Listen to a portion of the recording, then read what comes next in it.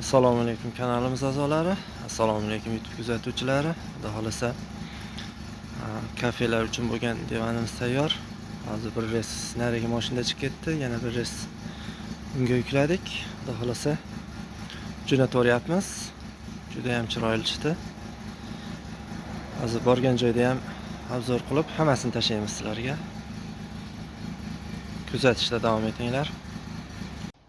Xudo xolasa mana yetib keldik.